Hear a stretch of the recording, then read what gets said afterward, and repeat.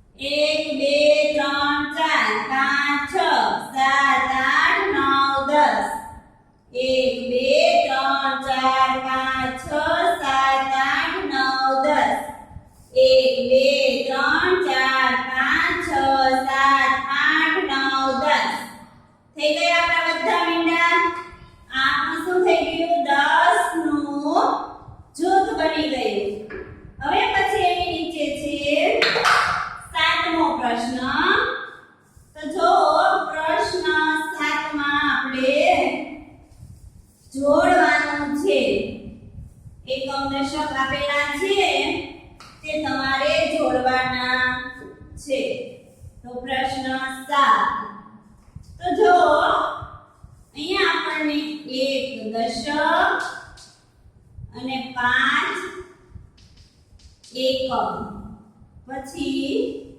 2 દશક અને 4 એકમ પછી 4 દશક અને 2 એકમ પછી 5 દશક અને 1 એકમ પછી 3 દશક અને 6 એકમ પછી 6 દશક અને 3 એકમ પછી 7 દશક અને 8 એકમ પછી 8 દશક અને 7 એકમ ફરીથી જોઈએ એક દશક 5 એકમ પછી જો બે દશક અને એકમ નીચે લખેલા નથી 2 દશક 4 એકમ 4 દશક 2 એકમ 5 દશક 1 એકમ 3 દશક 6 એકમ 6 દશક 3 એકમ 7 દશક એકમ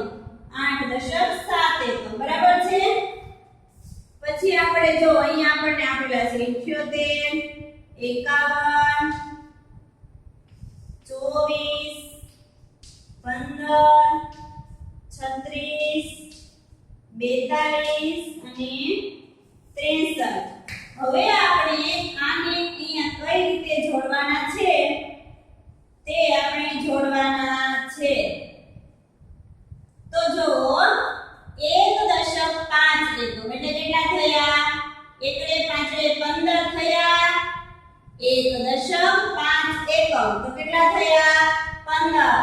તો અહીંયા જ્યાં એકડે પાંચડે 15 છે ત્યાં જોડી દો, જ્યાં એકડે પાંચડે 15 છે ત્યાં જોડી દો। પછી છે 2.4 એકમ એટલે કેટલા થયા? 24। કેટલા થયા? બગડે ચોગડે 24। તો 24 ક્યાં છે? તો કે અહીંયા 24 સાથે જોડી દો। તેના પછી 4.2 એકમ એટલે કેટલા થયા? 42। તો તેને ચોગડે બગડે 42 સાથે જોડી દો। પછી છે 5.1 એકમ એટલે એને પાંચડે એકડે 51 સાથે જોડી દો। 5.1 એકમ એટલે એને પાંચડે એકડે 51 સાથે જોડી દો। પછી 3.6 એકમ એટલે કેટલા થશે? 36। કેટલા? 36। તો તેને 36 સાથે જોડી દો। પછી છે 6.3 એકમ એટલે કેટલા થશે? 63। તો 63 ને 63 સાથે જોડી દો। પછી 7.8 એકમ એટલે કેટલા થશે? 7 અને 8 એકમ કેટલા થશે? 78। તો તેને ઉપર સૌથી પહેલા જોડી દો। પછી છે 8.7 એકમ કેટલા થશે? 87। તો 87 સાથે જોડી દો।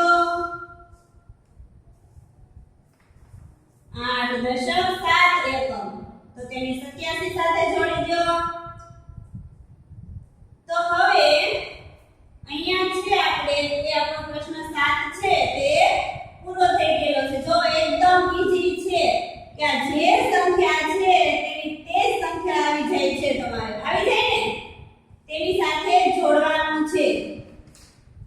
હવે એના પછી છે પ્રશ્ન 8 છે આપણો। કેટલામો છે? પ્રશ્ન 8 છે આપણો। તો જો પ્રશ્ન 8 માં આપણને શું કીધું છે કે 10 ના માગેલા બંડલ બનાવો। શું કીધું છે? કે 10 ના માગેલા બંડલ બનાવો। તો ચાલો આપણે બંડલ બનાવીએ। તો અહીંયા તમારે વ્યવસ્થિત રીતે છેદછાપ વગર આપજો, બરાબર છે? પ્રશ્ન 8 તો જો આપણને પહેલું ખાનું આપેલું છે, આ 1 આ 2 અને આ 3, બરાબર? તો પહેલું ખાનું છે એમાં પહેલું તો કે 10 ના 2 બંડલ લખેલું છે। 10 ના 2 બંડલ તો જો 10 ના 2 બંડલ તો અહીંયા 10 આ જે ચિહ્ન આપેલું છે ચિત્ર એમાં 10 છે। કેટલા છે? 10 છે। અને સાઈડમાં કેટલી લીટી ઊભી છે? 4 છે। કેટલી છે? 4 છે। તો તમારે આની નીચે લખવાનું છે કે 10 + 4 = 14। જો આ 10 છે એટલે એ 10 લખવાના, બરાબર? પછી અહીંયા નીચે કેટલા છે? 4 ઊભી લીટી છે એટલે અહીંયા +4 બરાબર 14। કેટલા થશે? 14। તો હવે જો અહીંયા આપણને બાજુમાં ખાનું આપેલું છે તો ત્યાં તમારે કેટલા લીટી કરવાની છે? 6 લીટી। 1 2 3 4 5 6। તો જો આ રીતનું તમારે બોક્સમાં 6 ગણી